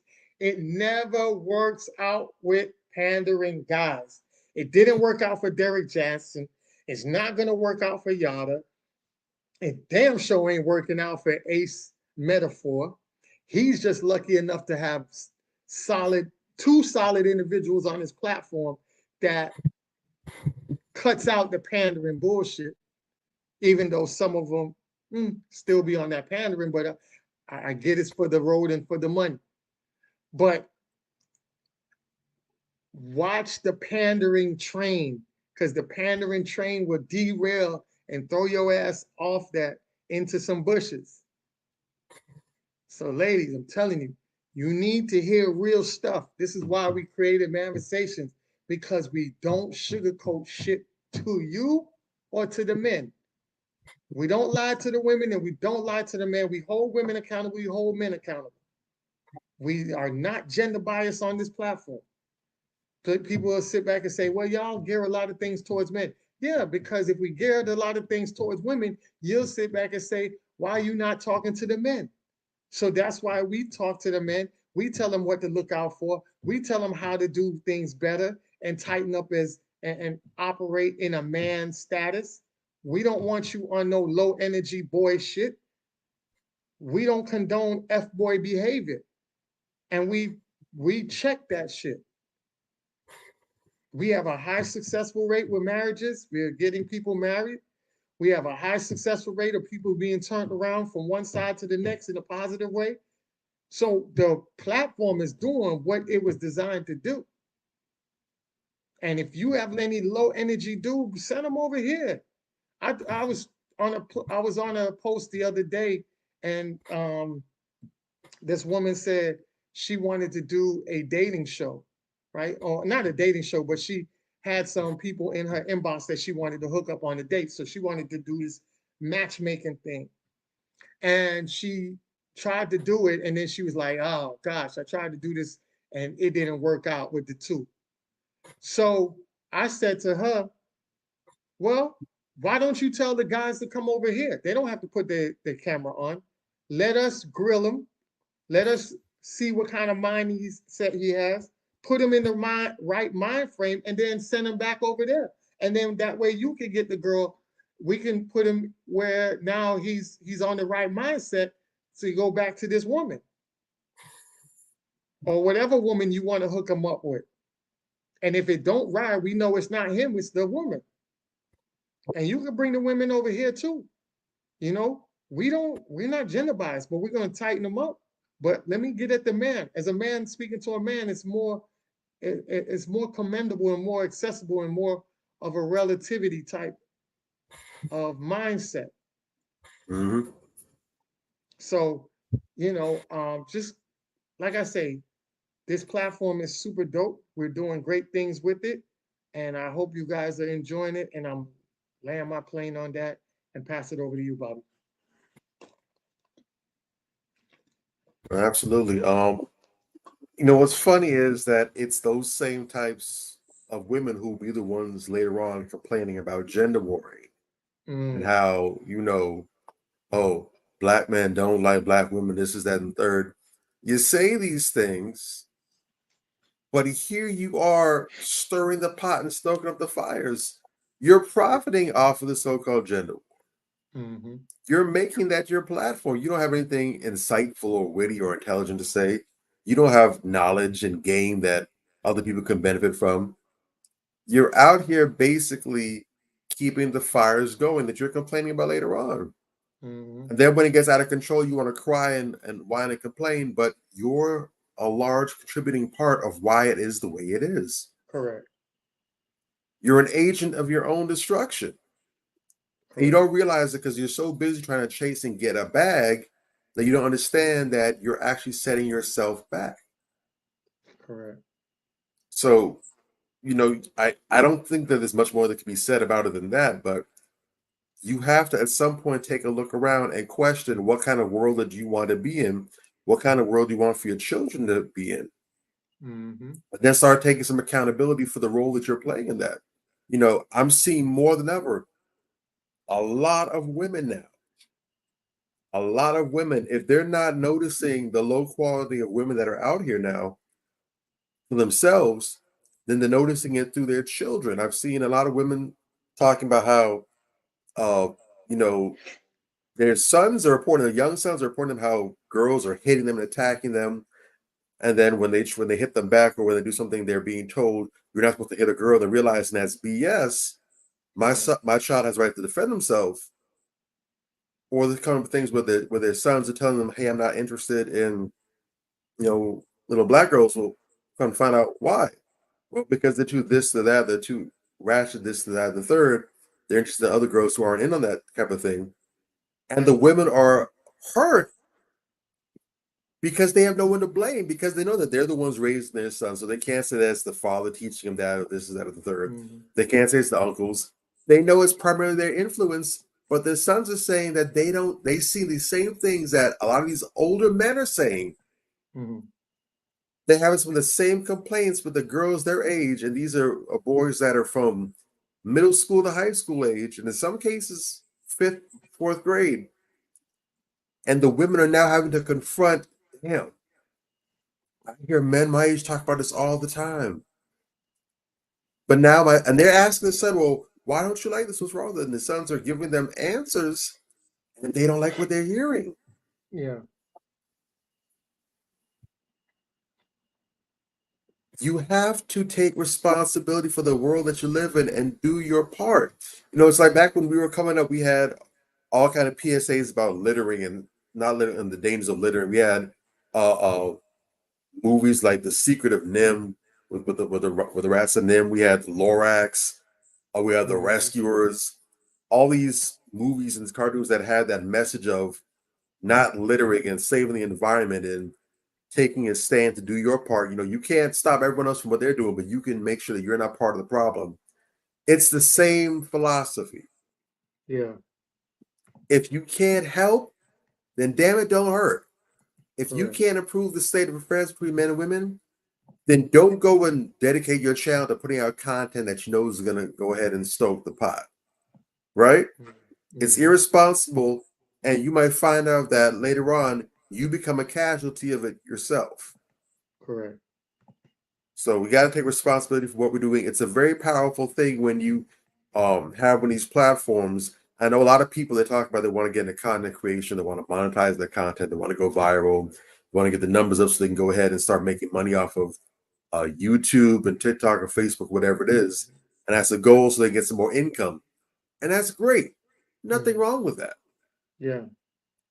But you have to understand that even today in 2024, when you have a platform, when you have people that are looking at you, doesn't matter if you're making funny content, if you're making informational content, whatever it is, you have a responsibility because that is a platform. No one's saying that you have to go and be Captain Responsible. No one, that has to be, you know, PSAs nonstop. You got to run public service channels or whatever, or like Nova or PBS. Nobody's saying that. But when you have people that are willing to show up and listen to what you have to say and push play in your video, when you're asking for followers and subscribers, people to, you know, support your channel, this is that and the third, you have an obligation to not feed them bullshit. Exactly. It can be funny, it can be fictional, it doesn't have to be true, it can be just, you know, it can be creative stuff, that's fine. But you have an obligation to not put out harmful shit. Just because somebody isn't bleeding or got broken bones on the side of the street, or you're not putting out the information, getting them doxxed, whatever, just because you're not doing that doesn't mean that your content is not still harmful. All right, so be mindful. With great power comes great responsibility, or whatever Peter's uncle said. You know, we take it very serious with Manversations. You know, correct. None of us, myself, Ant, Major, none of us decided to jump onto this and take it for granted. We understood that this is a very deep thing because we understand the power of reach and impact. And for us, it didn't matter if we only had one person tuning in each week or if we had thousands. It doesn't matter. We're aware that if one person is willing to give us ear time, We need to treat that as valuable and make sure that we're not feeding them garbage, but we're only giving them nutrition. Yeah. That's what we try to do each and every single week, and because we understand the value of that. So we'll make you laugh, might make you cry, but we're gonna leave you here with something that's gonna be food for thought for you, food for the soul. Exactly. Definitely. Shout out to you. Shout out, Mr. Ted B. For sure. Appreciate those great words of appreciation. I want fellas to understand this. Fellas, listen. A lot of y'all just have this notion of where y'all just want to try to check a woman. And the problem with that is a lot of y'all not qualified to check a woman. I'm just going to be real with you. I see it all the time. I see guys that want to check women, and I'm looking at the women like, he's easy to check back and embarrass. And sometimes the women sit back and give y'all grace. Sometimes the women don't even get to go in. But when y'all do check the wrong woman and she go in on you, oh, she makes you look super bad. So I say that because I saw this picture, right? I saw somebody posted this. So it was a woman that posted this, and she tagged him. She said, Michael Thomas, why are you talking about this lady like you aren't twins, fam? It's the audacity for me, right? So he say, black woman, go to the gym, walks on treadmill because lifting is hard. Nigga, you ain't even got no neck. You over there looking like Earthquake and Bruce, little brother. You can't be talking shit like that and you look the same way, bro. Like that to me is telling me that your insecurities, you want to push the heat off of you. And that's another thing. You'll see a lot of fat people try to get on fat people because they don't want the attention on them, so they push the attention somewhere else. They like to get the ridicule on somebody else and take the ridicule off them. That ain't the way to go about it. Matter of fact, what you do is you get in the gym, you put yourself in a position to get the body you want and get the attention that you want. And then when you see a sister like that, you say, hey, you know, Queen, I know you out here doing what you do. Let me advise you something.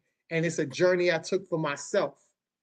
So let me help you if you want to get on that journey and do this, what I did to get the process of the ideal body you want. Instead of me shaming you, I'm now coming to you as somebody who can assist you because I've been on the journey myself.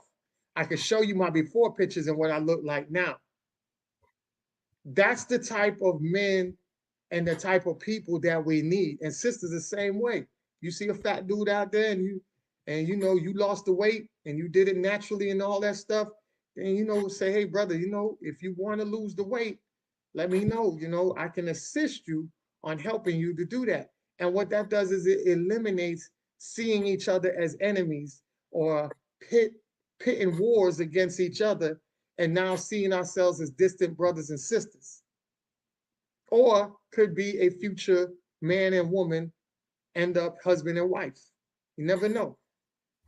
But you being like Jabba the Hutt and you look like you bigger than her, at least she look a little bit slimmer, maybe not around the neck, but compared to your body, she might be slimmer than you.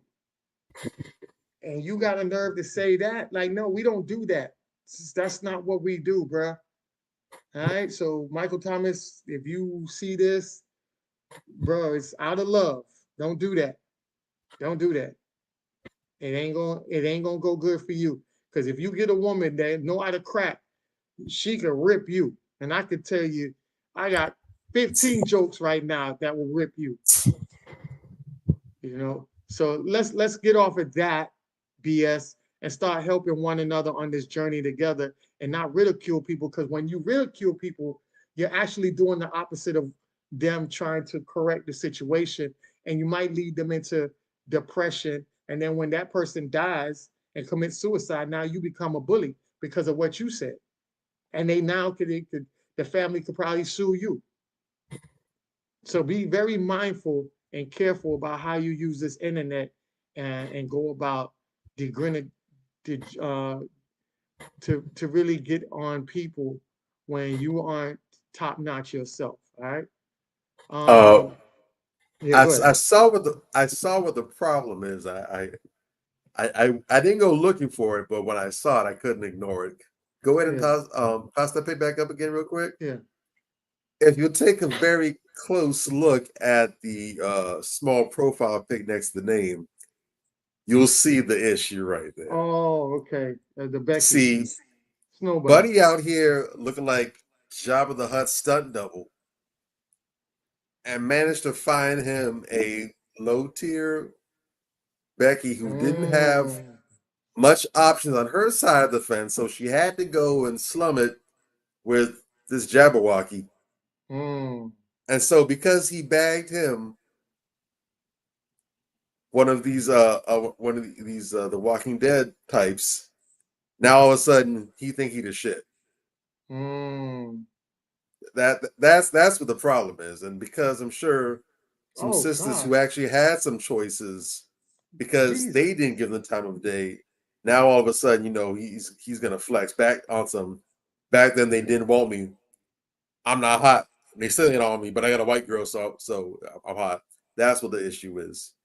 Oh my gosh. But yeah, he needs to go ahead and stop, because I'm pretty damn sure he doesn't lift himself, and I know he when he sees a treadmill, it's the same effect as a vampire falling into a bin full of garlic. I'm pretty sure he has the same allergic reaction. So I really wouldn't talk. Oh my gosh! Hold up, man! I gotta show this picture because I didn't even. It gets worse. Yeah, I didn't even pick that up, bro. I'm glad you said something because I didn't pick that up. I didn't even look at. I was just reading, and I'm like, wait a second. I see his big. Yeah, bro. I did not. $quarter head shape ass. Oh God! What's that next? I'm like, oh, okay. I got to show y'all the picture of her. Oh Jesus! My man with his milk and magnesia. Let's see this. No, the milk looks like it's milk from 1942. Sounds about right. Like I said, ain't nobody with the real options gonna be looking at dude. Oh my gosh! Hold on. If anything, I Am Pofolk probably is the kind of person he should be trying to get at in the first place. That's might be his best bet. But oh Lord, Jesus! Hold up. Here she go, family. Oh my gosh, man! That looked like his white grandma. Oh God! I don't know if I'm looking. I don't know if it's a sequel to The Hills Have Eyes or 40 Days of Night. Man, oh gosh, and that's one thing. You fellas out there, you black men that snuggle bunny with these snow bunnies. Y'all pick the low-hanging fruit to kind of shun black women on, and y'all don't even realize black women's melanin is so beautiful. Like you can't really tell every majority of the black women that's not on drugs pretty much look way younger than the age that they display. But when it comes to the snow bunny community, they look way older than the age that they are. This woman here looks like somebody's grandma. And you over here. She probably 32 too. That's the crazy part. Oh gosh. Oh, this lady looks 60. All right, that's enough snow bunny. And this is what you want to, yeah. So yeah. If you go pop off like that, you need to be walking through with something bad. Yeah, dude, you get the elephant of the day. You don't even get the donkey of the day. You get the elephant of the day. That is just ridiculous. Pot me kettle. Yeah, oh gosh. And just to go back to the women, ladies, make sure that you guys are out here, you know, linking up with the right men, because what happens is that you guys are having these unrealistic expectations, and they're basically sending you into, they're sending you on paths that you don't need to be on. They're sending you in areas that you don't need to be in. So I just want to show this real quick. One woman posted this, and I thought this was pretty sad, but she thought it was a joke, but I think it was sad. She says, how I feel after paying all the bills, getting my car fixed, and using that rose, right? So, you know, you feel like a masculine, muscle-bound woman by being responsible. So basically you're saying that you want somebody out here that you don't want to be the sole person to take care of the bills. But what are you doing to put yourself forward on that? What efforts are you putting? What is your expectations look like? Because a lot of times when you women look in the mirror, the problem is facing you. And y'all don't even realize that. You think it's the opposite sex, but it's really you. There's a lot of things that's involving inside of you, from your energy to your thought process, maybe how you look, how you carry yourself. All these things put together definitely will either put you in the right space or in the wrong space. And if you're getting the wrong results all the time, sometimes you got to face that mirror with honesty, because you're going to feel this way, and then you're going to end up with about 10 cats and 5 dogs. And that's not to denigrate you. If that's what you want to do, then that's what you want to do. But just don't come on social media complaining about it if you're not going to be out here fixing it. Because a lot of you women that's out here complaining about your situations are causing more of a gender war than everybody else who's trying to work on themselves to get it right. So make sure that you're not on that side of the fence when this thing pops off. Everybody, let me tell you something. I tell men all the time, men, we need women. I'll never sit back and say, I don't need no woman. I need a woman. I love a woman. You know what I'm saying? And that's what it is. That's what it is. I love my woman. I need my woman. That's what it is. And facts. And women, you need to have that same mentality. I love my man. You need a man. Because what a woman brings to the table, a man can't. What a man brings to the table, a woman can't. There's a reason for that balance. There's a balance. There's a balance of masculinity that balance out femininity, and there's a balance in the femininity that balances out masculinity. When you see pictures of a Black woman putting her hand on a lion, that's the balance of femininity approaching masculinity. And you say to yourself, how does this Black woman tame this damn animal, this beast, this king of the jungle? Because her femininity does it. And vice versa.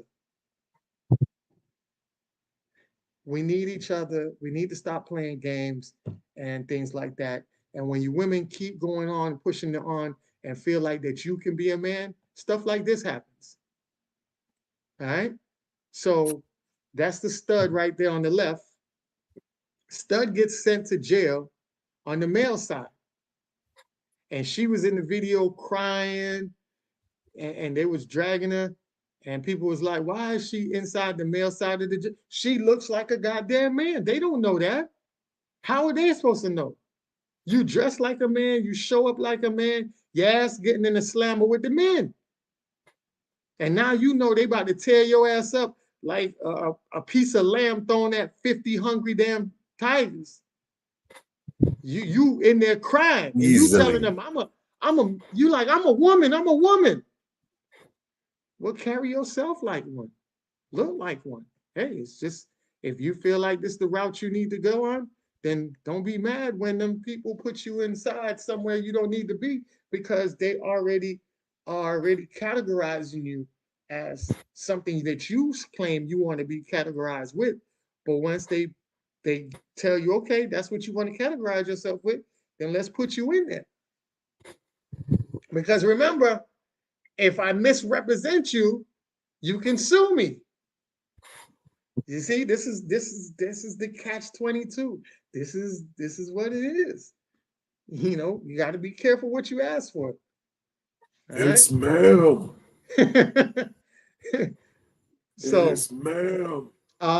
With that being said, we definitely are going to get up out of here. But before I get to our crown check of the night, I do want to play this video that I thought was very funny, because I want to lighten up the mood real quick before we get out of here. But I think this video is very funny. I might do it one day. Let me see. I don't know. Maybe. We'll check it Tell me out. who the hell Rachel is? No, it's Jack. No, it isn't. Someone named Rachel is calling your phone right now. No, it's Jack. Who is she? Answer it. It's Jack. Oh, it is? Okay, let's see. Hello? Oh, hi, Jack. Yeah, here he is. Why is Jack's name Rachel on your phone? Because if it said Jack was calling, then you wouldn't have brought me my phone, would you?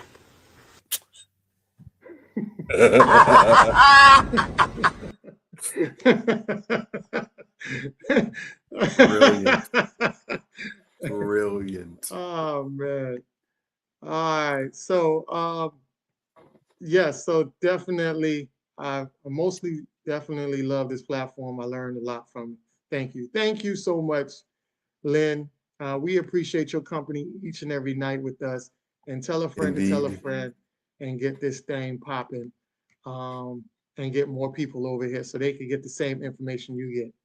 All right. With that being said, we on our crown check for the night. Our crown check comes in with our young queen at the age of 17. So Staten Island, Kimora Freeland, 17 now, one of the youngest licensed Black pilot, recently earned her private pilot's license. I have a passion for it and I love it. She said, Freeland, a senior at Kingsborough Early College High School, passes solo and cross-country flight tests, even flying her mom to Martha's Vineyard. Freeland heads to Spelman in the fall, aiming in for a commercial pilot's license next. Shout out to this queen for doing a phenomenal job. We appreciate you, young queen, and be the inspiration for other young ladies. Carry yourself like dignity.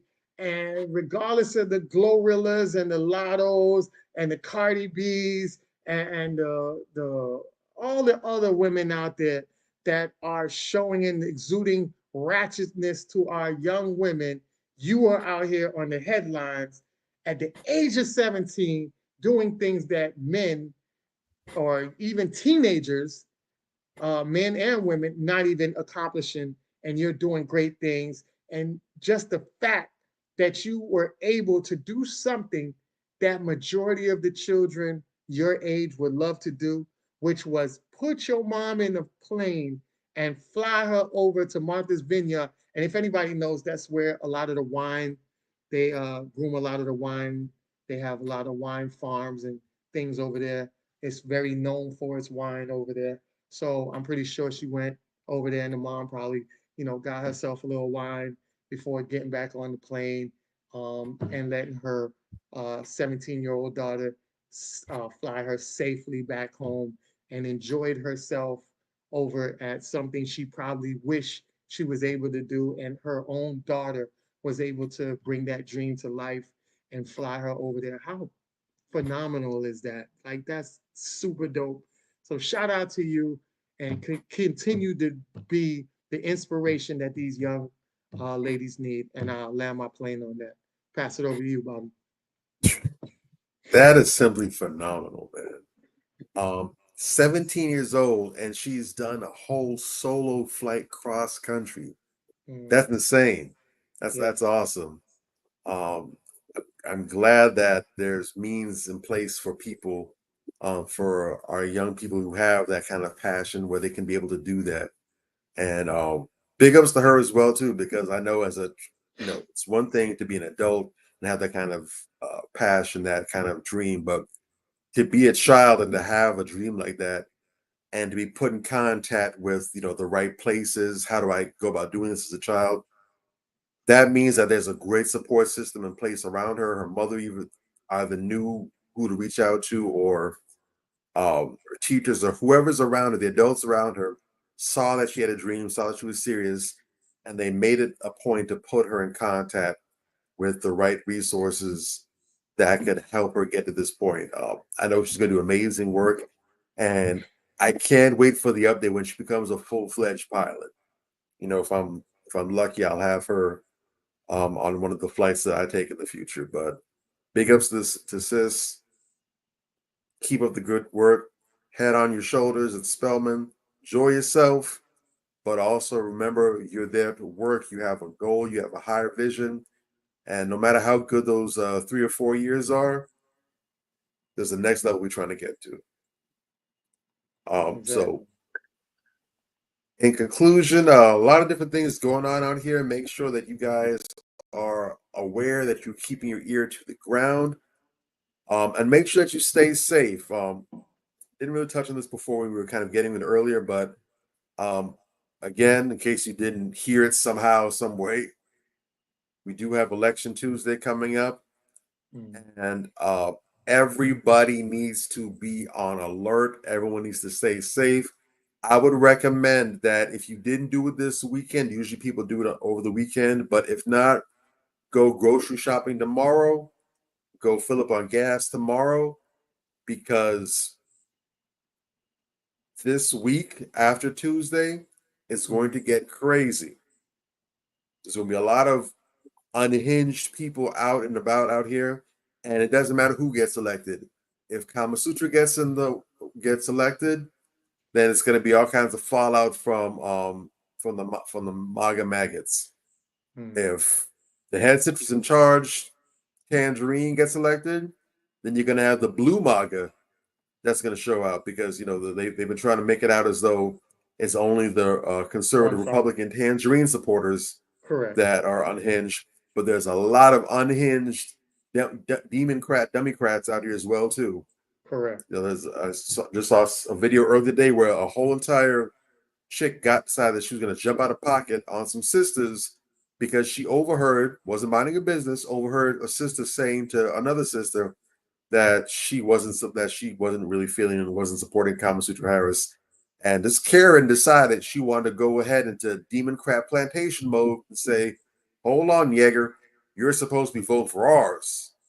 And there's a whole conflict that broke out there with that. So we have unhinged people on both sides. Either way, it's going to be very violent. Watch out for these people. Don't let no one provoke you to no altercations or no issues. If you get if your gut is telling you something, if the spirit's telling you something, listen to it. Get out of danger. Be safe. Keep your people safe this week.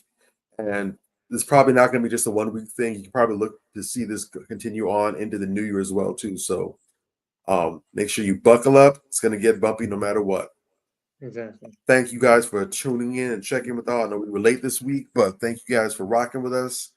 We'll be back at our usual time next week, 8 p.m. Eastern Standard Time. Make sure that you click like, share, and subscribe. Pass the news. Don't just keep the good stuff for yourself. Share it with those you care about. Share it with your friends. Share it with your enemies. Share it with people who are on the fence. Get the word out. Let them know that what we're doing over here on a regular basis. Catch y'all next week. Anthony Malcolm, Bobby Drake signing off. Manifestation 2020. We lit. Yeah, I definitely wanted to add in real quick on what you said. Yes, family, I've been telling people about that. Make sure that you guys are out here being safe. I told you guys, if you follow me, to do early voting. Make sure that you guys got in and out, whatever precinct, because with early voting, you can go to any precinct that was pretty much empty, as long as it was in your same county, and get that out the way. It's going to be very chaotic on election day.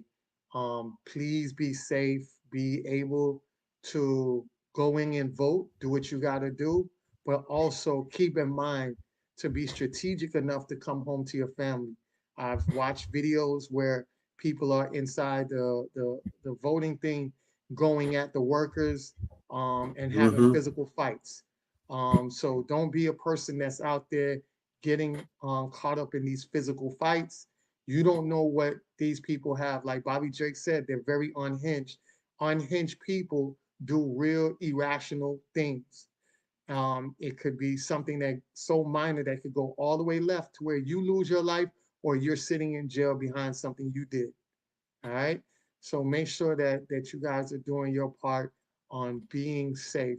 Also, for the next 3 months until that person gets inaugurated in office, make sure you stock up on food, water, things like that. So that way you guys are not out here in the midst of the chaos during the holiday season. Just like Bobby said, on both sides, you got people that are going to be mad. And everybody can't be a winner. There has to be a losing squad. And that's going to be the squad that you have to watch out for. All right. So don't think because the MAGA folks get in that you won't feel pressure from the Democratic side. And just because if the Democrats get in, don't think that you're not going to feel from the MAGA side. You know what I'm saying? So you're going to feel from both sides regardless. But make sure you have a plan for you and your family and operate in a strategic way of maneuvering through these streets. So that way you're not in harm's way. All right. That's my gem to you guys. Make sure that you guys are safe. We love you and we'll see you guys next week. All right. Peace. Manifestation. Man up. Manifestation. Man up. Manifestation. Man up. Manifestation. A place where we inform, build, and inspire. Manifestation. Man up. Manifestation. Man up. Manifestation. Man up. A place where we inform. Manifestation. A place where we inform, build, and inspire. You gotta eat what you kill. You gotta go out there, you gotta hunt for your meals. We all have that ability to connect with people, to be that motivational person in somebody's life. You gotta let people know there's certain lines you don't cross and that there's gonna be consequences if you do. Man up. If you are an adult and you are in a relationship, that person's emotions are not your responsibility. Man up. Manifestation. Man up. Manifestation. Man up. Manifestation. A place where we inform, build, and inspire. The devil, during slavery, destroyed the masculinity or manhood of the so-called Negro. No man. No man. Right now you got to be trained all over again to be a man. When someone is obligated to do something, it is binding upon them to do it. And failure to do it causes reaction.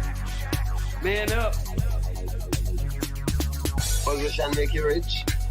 I don't have that type of richness. My richness is life forever. If black people knew their glorious past, if black people knew their glorious past, if black people knew their glorious past, then they would be more inclined to respect themselves. I'm not saying I'm going to rule the world or I'm going to change the world, but I guarantee that I will spark the brain that will change the world. And that's our job, is to spark somebody else watching us. A place where we inform, build, and inspire. Manifestation. Man up. Manifestation. Man up. Manifestation. Man up. A place where we inform. Manifestation. A place where we inform, build, and inspire. You want to tell me about yourself? Go get your friends. I'll tell you who you are based on who your friends are. Don't just live and die. That's an ugly existence. Make your life matter, make your life count. Live a life where people can actually mourn you for the things you left behind, not just because you were around and existed. We need strong black nuclear family. Yes. Yes. That's what it is. mother, father, son, daughter, all in the same house with a focus on the family unit as a whole. We had Tulsa, Atlanta, New Jersey, Detroit. We had Rosewood. We had Black Wall Streets all over. The Republicans aren't for us, but the Democrats aren't for us either. And we should have no alliance to any political party. We only have alliance to what is in our own best interest. A place where we inform, build, and inspire. Manifestations. Man up. Manifestations. Man up. Manifestations. Man up. A place where we inform. Manifestations. A place where we inform, build, and inspire. At the end of the day, as men in the community, we must stand together and be counted because people look to us for guidance, leadership, and protection. And if we are not about that business, we are not on our job. Here we have grown-ass man conversations in the spirit of that purpose. Anthony Malcolm, Bobby Drake, Major Gage, we are. This is Manifestations 2020. Manifestations. Man up. Manifestations. A place where we inform, build, and inspire.